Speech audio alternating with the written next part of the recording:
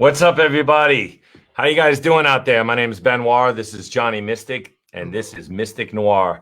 Tonight we have a really special show for you.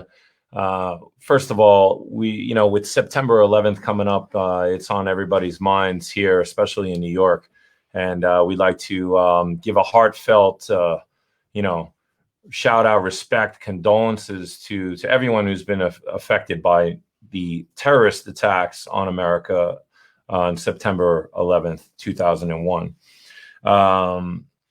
First of all, we have a lot of respect for the fire department, the police department, the military, and our government. And what happened that day was a horrible tragedy. So tonight's show is dedicated to all those hardworking people out there and all those people that lost their lives, including civilians. And, it was such a terrible day. We want to also, before we get into that whole discussion, this show is also packed with a lot of music and personal stories. So, we're gonna focus on some of that, and we're sending our love out to you if you've been affected in any way personally, which most of us have, by the terrorist attacks of 2001. Thank you to our sponsors. We'd like to thank Steve Vaccaro and the Chapters Rap. We'd like to thank Leah Totzer, Daniel Gale Sotheby's, The Cabana, Angel Flower Creations, Studio Noir, The Cafe, Arts in the Plaza, and also New York Photo Video Group here in Belmore for producing this show with us.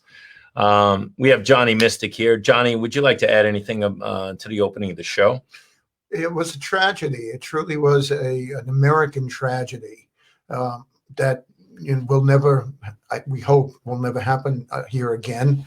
I was in LA at the time. I was living in Los Angeles, and it was a very unusual moment because watching this on TV, it was like watching a movie that you didn't think was really happening, and LA shut down immediately, and it was very eerie. It was extremely eerie. And there are some strange coincidences that do happen in life. And as a mystic, I have to mention them because they have significance. 9/11, that's the 20, which is a number in the tarot of judgment. Judgment. We have the same thing happening now with 2020. It repeats itself, this number 20, judgment. And we see that happening now socially and politically in every which way. And not to mention the fact that the COVID pandemic came around. And I see a correlation. Somehow we as humans, we're being, what could I say? We're giving our tests here, and to see if we rise up to that level. And I know back in 9/11, from what I witnessed, I thought it was unbelievable, the sacrifices that were made by human beings. And I feel the same thing has happened now. And to bear that in mind, that we're one huge body, we are more connected than we really understand on a conscious level. And it happens when we care for one another. And that's what's going on now. And that's what happened back then. Wouldn't you agree, Ben? Yeah, absolutely. If you want to pay your respects, I know Long Beach has several different ceremonies that take place. So, head to the Long Beach website for that information, or your local town. Yeah. It's I've been to a few, and it's important for people to show up and show respect to. Well, to everyone. I mean, this is where we understand how we're all linked: law enforcement, the military, doctors, firemen. We're one connected unit, and that's how this thing, we got through this, and not to separate ourselves. And even people, listen, people. They went down to the site, and they volunteered, and they contracted all sorts of diseases and problems. They've had health problems. It's just maybe we'll have some other guests on to talk about that in the future. Yeah. But the tunnelstotowers.org is an organization that helps families, FDNY, and my cousin Barry is a great artist. He's actually working on the artwork for Astral Tourist, Barry Orkin.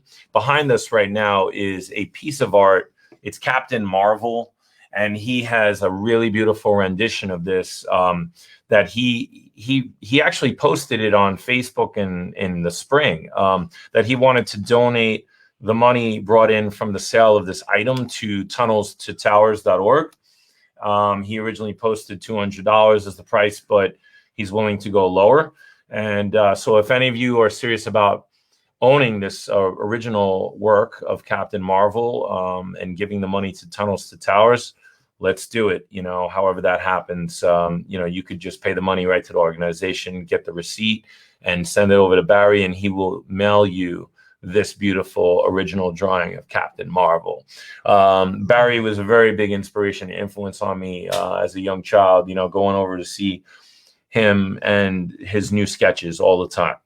Amazing artist, and we're really happy to have him. Yeah, really. He's done other album artwork for me in the past. Sauce on the Side, which eventually I'll throw that up here, and we'll do a show on that. Beautiful. An album called the ORCHESTRA Sci-Fi High, which has incredible psychedelic artwork.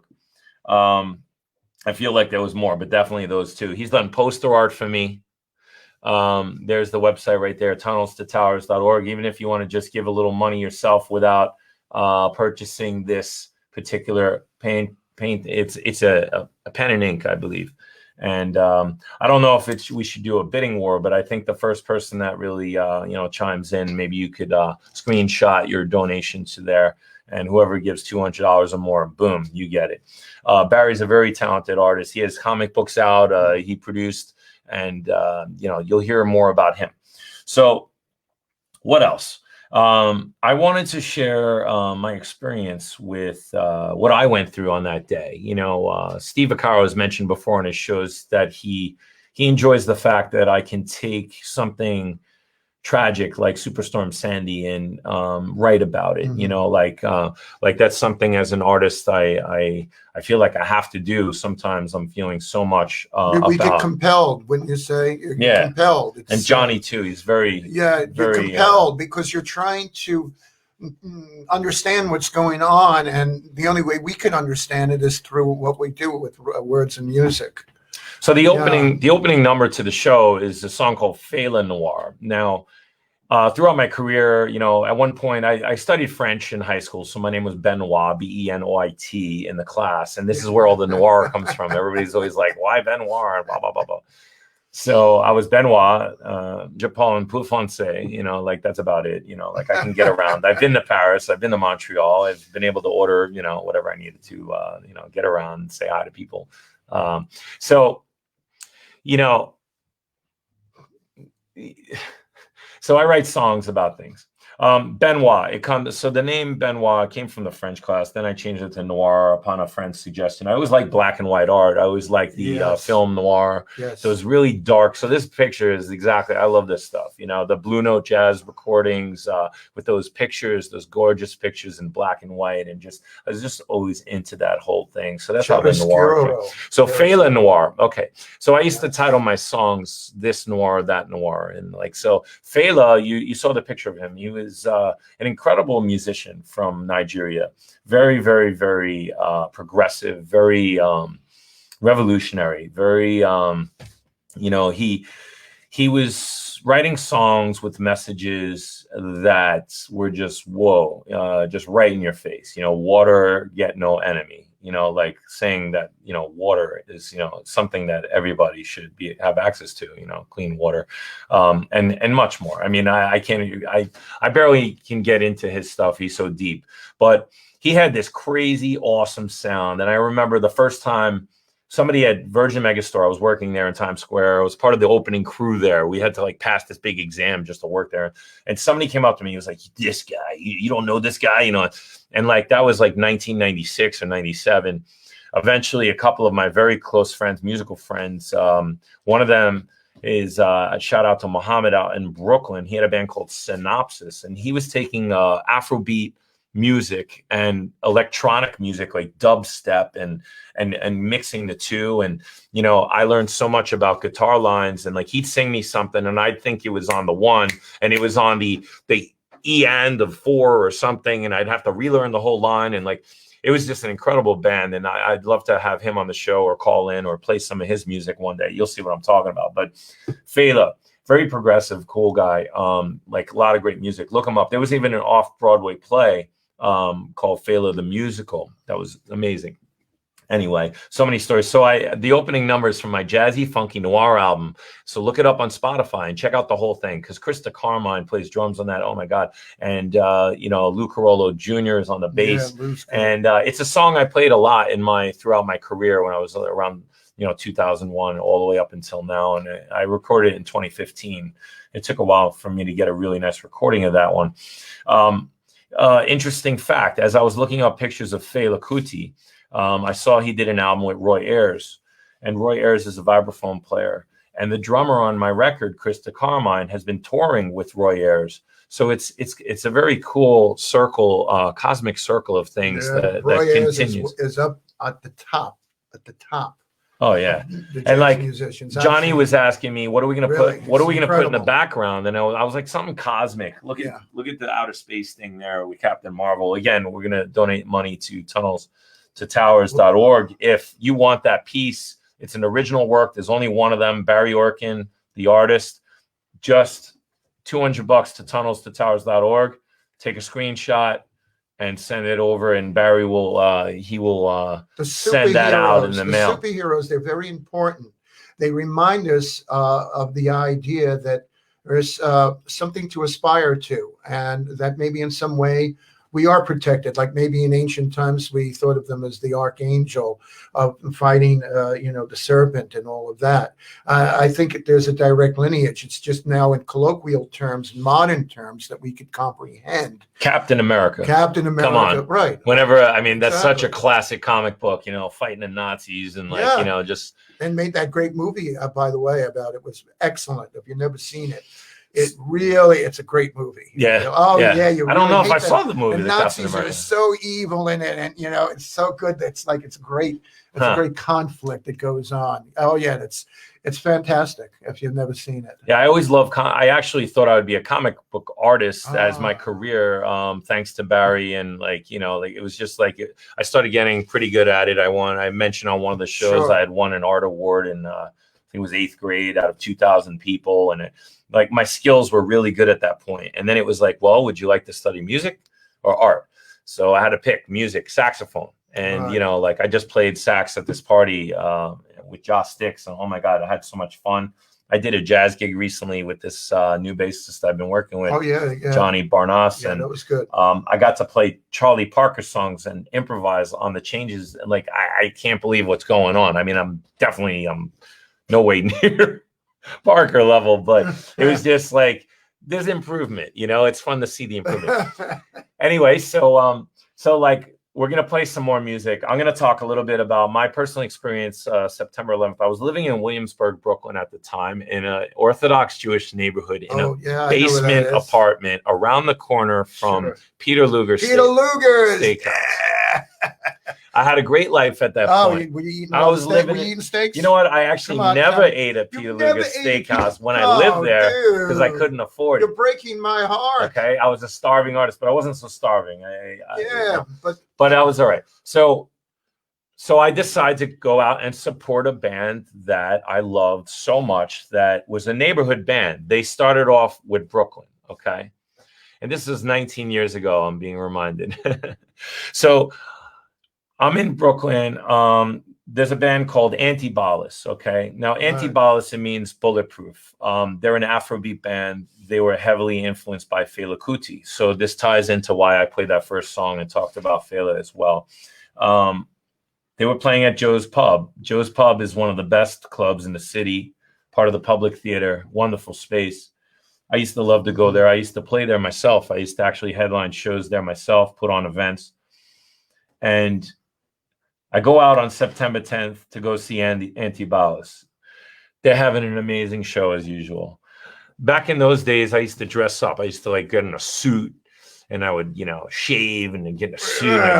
I was out. I was such a night on the town. Ben's got style. I was buying drinks for people. We were having a grand old time. I go home. I go to sleep. I remember having like a restless night. I woke up around 11:30, and I went out to get my breakfast around the corner. There was this little teeny kosher deli, okay, and they used to make egg sandwiches for me. So I went in, and then I heard like something on the radio. It was just like, it just sounded like shouting and yelling and chaos. And I was like, what's going on? And the guy was like, you haven't heard? The towers, they're gone. They're gone. And I was shocking. Like, whoa. You know, like I just couldn't believe it. I went back to, I had shut my cell phone off to charge. And when I got back and I had bad cell phone service. So I actually took my cell phone out, sat in my car. And when it turned on, I had like 100 messages from my family, from friends. I looked at the rearview mirror. It was on Driggs. And down the Williamsburg Bridge, I just saw streams of people coming across the bridge. It's mass exodus of people. I was like, oh my God, you know, I think I probably turned the car on 10-10 winds, whatever. I was like trying to check in with the world. I went back inside. Everybody, you know, I let them know I was safe. And I was so welled up with rage, you know, like sorrow. I was just in shock. So I started writing some music. You know, I wrote some music, and the first song was like an angry song. The lyrics were like, who's going to pay this bill? As if somebody had come into a restaurant and just smashed everything and ordered a bunch of food and just, you know, it was like, who's going to pay this bill, you know, and like, we're going to go find whoever owes us all this, you know. The price of life, so many died. Who's going to pay this bill? Cry of war. No one knows. Well, we didn't know. 2001, war has begun. 57, 62. What are we going to do? These are the lyrics to the song. And tell about that's the Hebrew year. 57, 62 was the corresponding Hebrew calendar, Jewish calendar, and the holiday of Rosh Hashanah, Yom Kippur happened that September. I'm not sure exactly when it was, but it was very close. So it was like there was a holiday of. Well, Rosh Hashanah is the new year, as if, you know, like January 1st, you know, in the Hebrew calendar. So, and Yom Kippur is the holiest day of the year where you ask for forgiveness for all your sins. And it was really, really, you know, just I poured myself into this song, all this anger. And so we're going to play, it's a live version of the song. It's with Lee Farber on drums and Romuald Filizot. He's from France. He happened to be in New York at the time. It's the 169 bar on the Lower East Side. And you're going to hear 5762.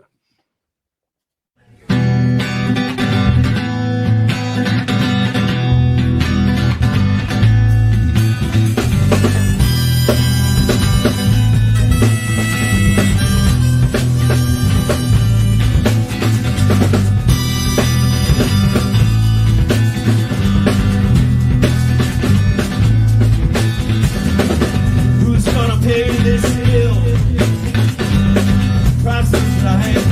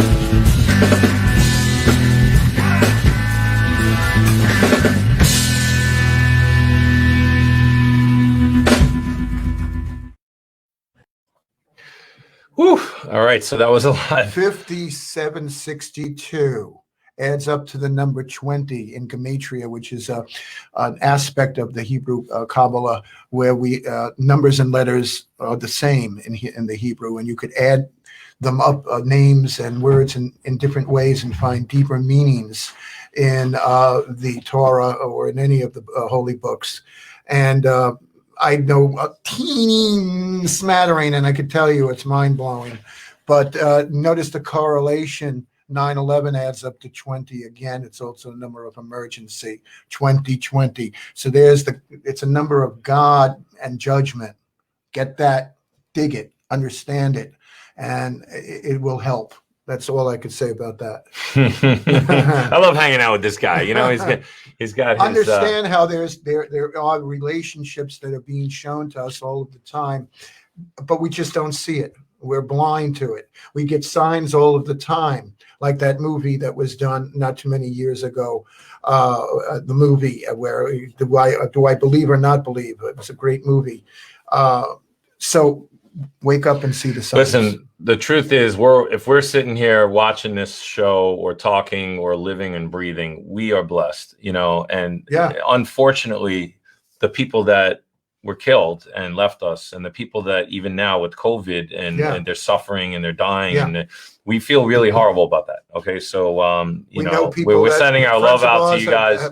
If you've had people who you lost, you know, so Johnny's definitely, you know, he's got this otherworldly, you know, like sort of interpretation of things. And like, I love it. I love his numerology and his tarot card type of, you know, experience. He's actually read my tarot cards several times. And the things that come out, I don't know if it needs tuning up every now and then. It's usually during like some sort of, like you could hear us. The camera went out for a second, but you know, it's okay. We're still here. Anyway, you know, I'm an artsy guy. He's an artsy guy. So we're artsy. We're artsy guys. We like to talk about artsy things. You know what I'm saying? The world would be pretty bland if everybody was just talking about blank paper. You know what I'm saying?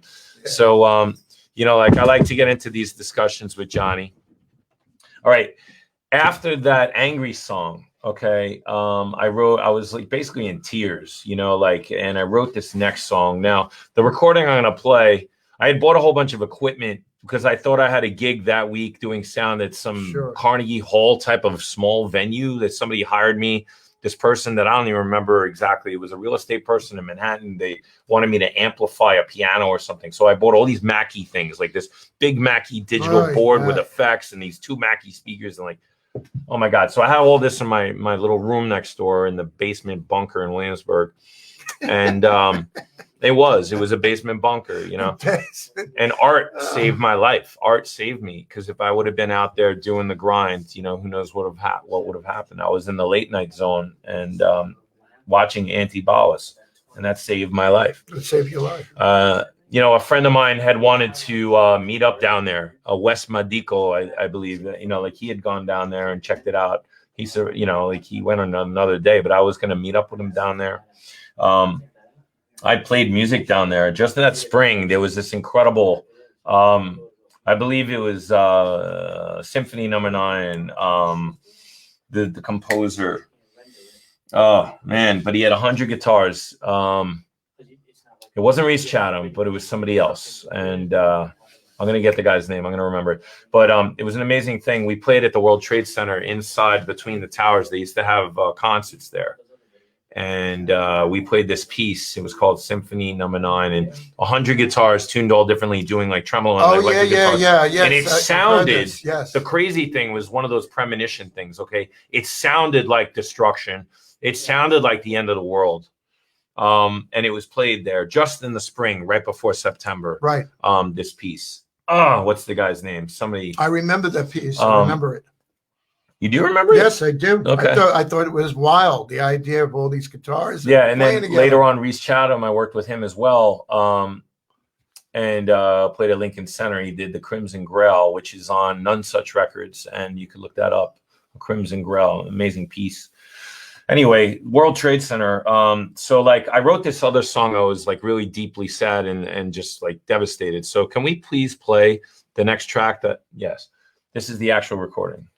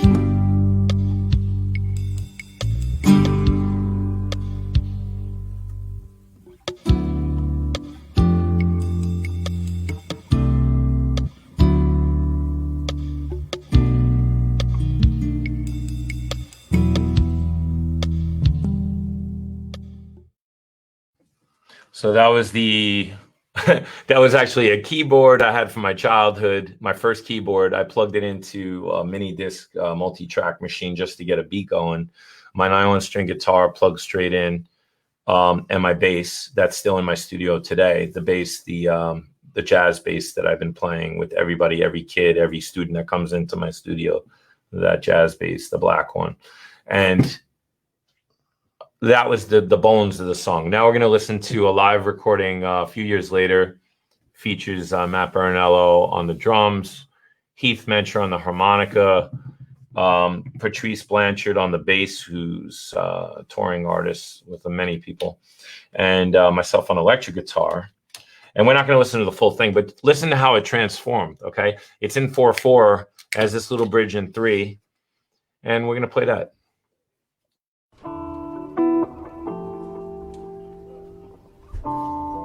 Talk, yeah.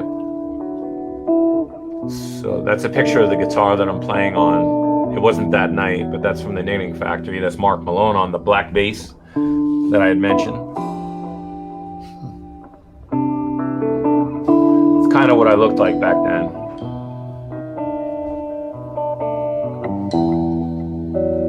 That was almost a Yogi Berra statement.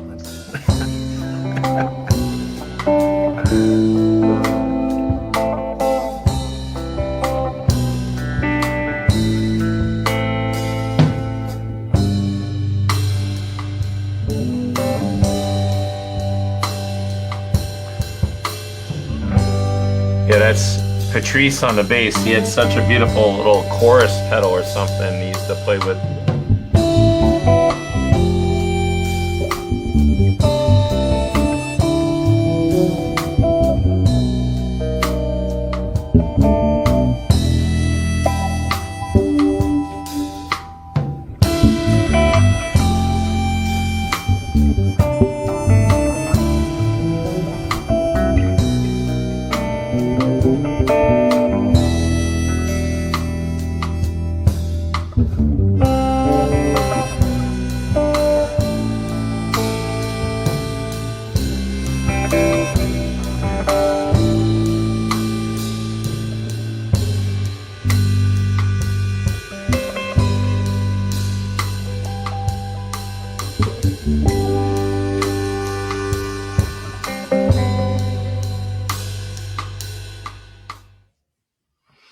Yeah, so Johnny can't hear it right now. We're gonna play it in the car on the way home, but it's a real somber song. It's sweet. It's it's something I'd like to play more of. So part of the why are you doing this show, Benoit? Well, like I've been saying to my wife for years, like I got my life's work, I got all this stuff, I got to show it, I got to play it, I got to, And at first I was thinking about, I was talking to Peter Kuberschmidt a few years ago. Shout out to him, like about a radio show, but.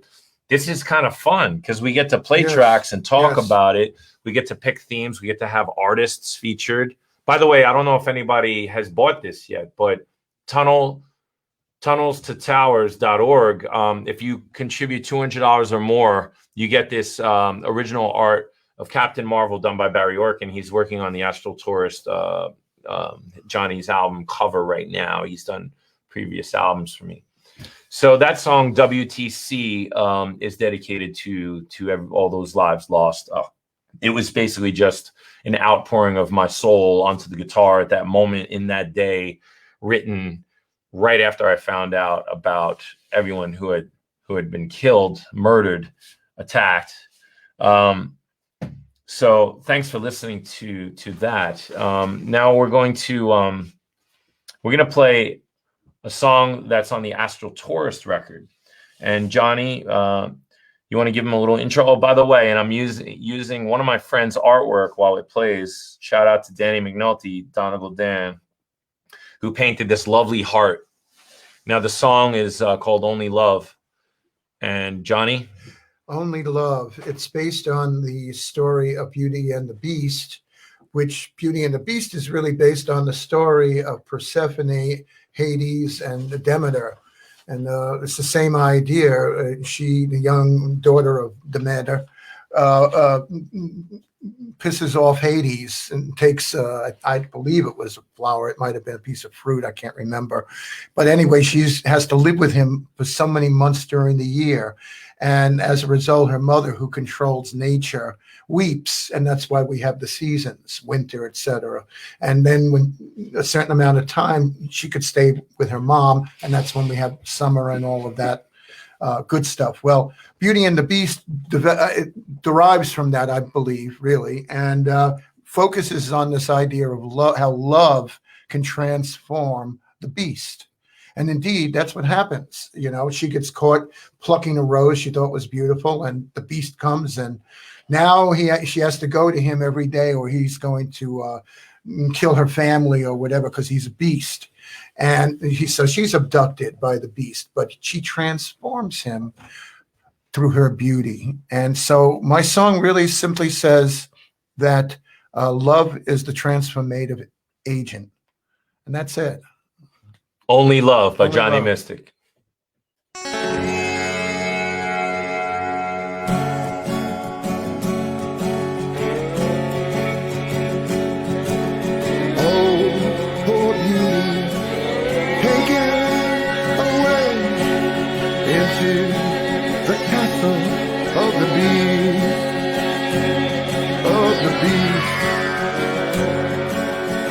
World without beauty is a world that's very sad. A world without beauty is a world that can't last.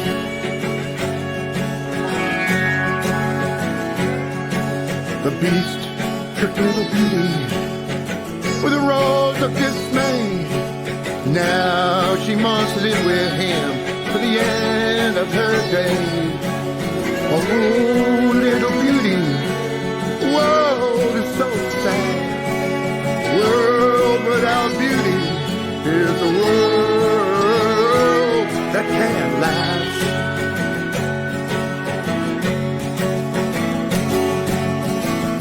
Only love can kill the beast. Only love will bring us peace. Only love can kill the beast. Only love.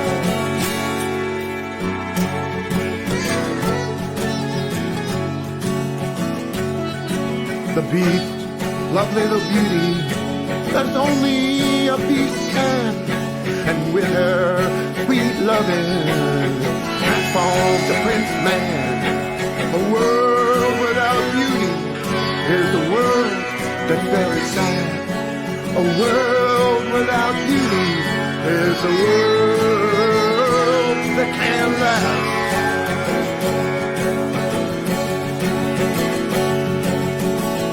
Only love can kill the beast. Only love will bring us peace. Only love can kill the beast. Only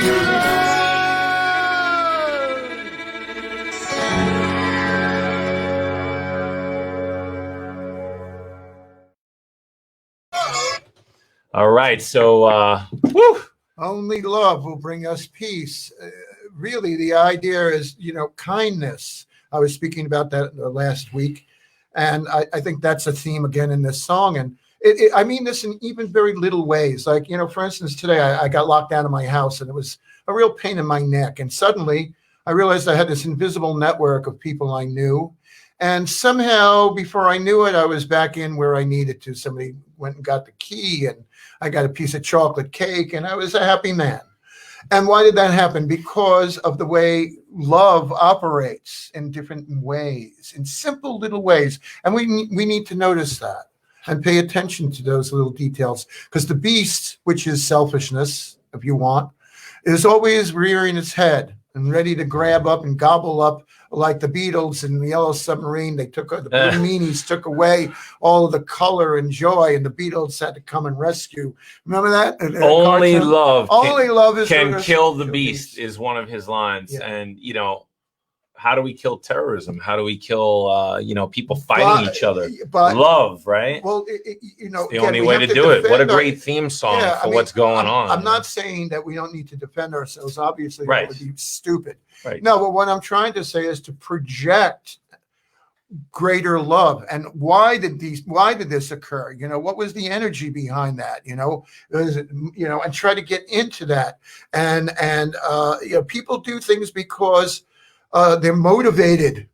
Action doesn't happen without motivation. So maybe we need to understand one another a little bit deeper, and that's what I have to say about that. Which is why art is important. Yes. It's why discussions are important. Art opens up the imagination, man. Yeah. It opens us up, takes us beyond our logic and our reason, which Blake believed kept us trapped, the human spirit in a corner, because it's good for building buildings and like Cat Stevens, where the children play. I think it's fine making jumbo planes. He's talking about the material world, but what we need to not lose the joy and the openness of what the human heart is, and that's part of what we really are. Is we're not just logic, but we're also feeling, and that was so well personified in Star Trek. For all of you Trekkies out there, Mm-hmm. you had Spock and you had the captain, man. And I mean, come on, there's that dialectic, for want of a better word, that of oppositions, and there it is. So we as humans, we're both of those things, and we need to balance both of them, and not let the logic kill the heart. And that's what I think I was trying to get out in the song as well, that the beauty and love, in my mind, are synonymous. There's only beauty because there's love that's radiating through it. Wouldn't you agree? Yeah, Yeah, absolutely. Man. And so the reason we put this into tonight's broadcast is because of all of the love that I saw coming through the multitudes of people helping, and just helping in a million different ways with food and trying to help the people. And so I feel that we need to give a great shout out to all of them. Yes. Again, thank you, NYPD and FDNY and just everybody who. They'll say they're doing their job, but it was really beyond that. It is the true superhero, and that's why I think we unconsciously picked this image in back of us, is that humanity in those moments, we do become the superheroes for one another. We do become the saving grace. Wouldn't you say that? Absolutely. And when we watch we watch these great superheroes, whether it be Superman or Batman, they're there to save us, right? Well, it's us. That's an aspect of ourselves that comes forward in times of crisis. Yeah, that's what I think it's about, man. I don't know. You could agree or not, but that's Johnny Mystic's take on it. Yeah, this is what a heavy topic, a heavy day. Friday is going to be September 11th, So make sure you're kind to each other. Make sure you're kind to yourself. Make sure that you reach out to somebody. If you know somebody who's lost someone, maybe reach out to them before, check in on them, make a plan to be. It's true. It's our Good Friday. Take them out for a lunch or coffee or of reverence, tea or whatever, or just get together, go walk the beach together, something. Say a prayer. That's what. Say it could be just simply, God bless them, anything, because to acknowledge that the spirit is immortal, and they'll hear it. They'll hear it. I could tell you that from all of the adventures I have had with doing readings for people over the years. I've seen and heard amazing things that I've witnessed. So just say a little prayer, as Ben and I will. Again, thanks for everybody for tuning in. This is a new show. It's basically a show where we get to express our views. But most of all, we get to play our music. This is a music-driven show, but our tagline is where music meets spirituality. Johnny, what is it exactly? I know you went to Chaminade High School. I know you grew up in Long Island. What was it exactly that you studied in Well, college I'll tell again? you the funny thing is that Tell us about your college the background. college background is that I really wanted to be a filmmaker, like, you know, and because I had started working in television when I was young, and but then I realized that I wanted to say something. And then I started thinking, I got nothing to say. I mean, so then I started to read a lot more poetry and literature, and that led me into philosophy, and then comparative religion and theology, and then mysticisms, which I studied and studied and studied. And mysticisms, where the Johnny Mystic comes from. Meditation. You know, I'd studied Zen, Buddhism for a while. You name it. Hebrew Kabbalah as much as I could, astrology, numerology, palmistry, tarot. All of that, because they're just different ways of understanding, you know. But the truth of the matter is that what really sparked all of this, I said to Ben earlier in the evening, was when I saw the Beatles in Shea Stadium. I was only maybe 13 or 14, and that was a Deus Ex Machina. The Latin means God from a machine. And they came down in a helicopter. I knew that there was something miraculous occurring in a secular sense. And I was so steeped in religion and all of that as a young boy that I knew that I was present to something that would never occur again in history.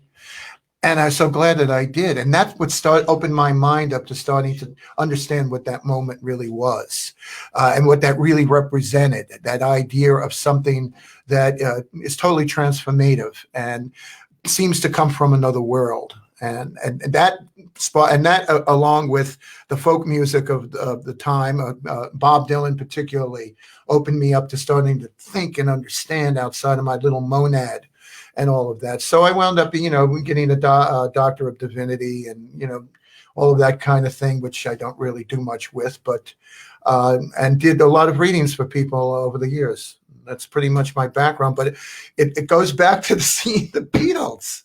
It woke me up. As a young man, you'll laugh about it, but it's true. They were screaming so loud that you couldn't even hear the music, correct? You were at that show, right? A superhero continence to us, and it was magical. And the music went along with it. Now, what other great bands have you seen in your lifetime? The Doors, which was what year? The Doors in 1967. What album? They did the first album, The Doors, and that was another total epiphany for me, because that's where I was a little older now, you know, a few years older, had read more, had read some Nietzsche, had read different people. And suddenly I realized this guy is doing Greek theater on the stage. Morrison. I said, my God, what the hell is this? You know, Mother, I want to die. I was like, there's the Freudian myth. Suddenly that woke me up on a whole nother level to really, really wanting to explore those areas of it's almost Doors. Like you're from the 60s. Well, I am from the 60s. I am from the 60s. Jefferson Airplane, all of those guys, the Grateful Dead, I love them all. They woke me up and helped them out, and Crosby, Stills and all the rest. They were the best. Hey, shout out to Yvonne Santana, Angel Flower Creation. She's one of our sponsors. We love your stuff. I was actually wearing one of your masks earlier. I don't know if it's still here. And I know a young boy, Thomas, made some videos. We don't have that on this show, but I will show that in the future. We didn't have that ready. I'm sorry. But here's one of her masks, okay? And it just, apropos, this one's camouflage. Again, the background art is Barry Orkin, and Barry Orkin is an incredible artist. Look him up. And he's offering that piece of art to anyone who donates to tunneltotowers.org. They help FDNY families, and it's a great thing. All right. So the story of the Tunnel to Towers, you know, I don't know it that well, but it's, you know, like, you know, the firemen were running towards the World Trade Center when it was going down and burning, and you know, that takes a real hero to do that. I don't know if I'd ever be able to do that. It takes real courage. The hero has to awaken in you, and sometimes it does. And in this case, we're fortunate that it did. So we'd like to thank our sponsors. Shout out also to Franz Nardone. There's a picture of he and I there. Good man. He mixed the album, 13 tracks. He's going back to Berklee College of Music, and he worked for the city of Long Beach right there. doing sound for the Waterfront Warriors Barbecue. That's me and him. An event I've played in the past and supported. And, so shout out to everybody, the Waterfront Warriors as well. And they're a great, great organization. Look them up. We're going to be playing last final track, Eflatino. You'll see some of the sponsors, Leah Totzer, Sotheby's, cool. Cabana, thank you. And the other sponsors, the Cafe and Arts in the Plaza and Studio Noir. That's my lesson company. So we're going to play Eflatino. And Guardavitas has played that many times. I'll do a whole show with Guardavitas.